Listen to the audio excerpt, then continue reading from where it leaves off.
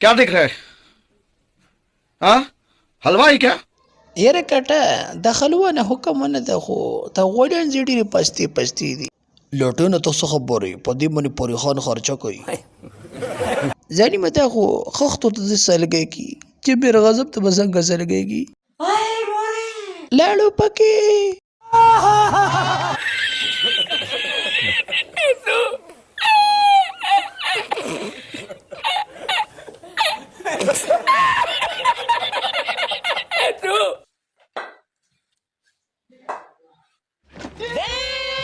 یریږه مه تروړی زامنو پری خان لګیا د اکسرسایز کوي او په ذهن کې به الوګانو والا بخت زمانو منډي سونیا شاه د پری خان څنګه جینۍ ده ډبل ایکس ایکسټرا خوشحالېږه مه ستاسو دپاره نه ده دا زموږ دپاره ده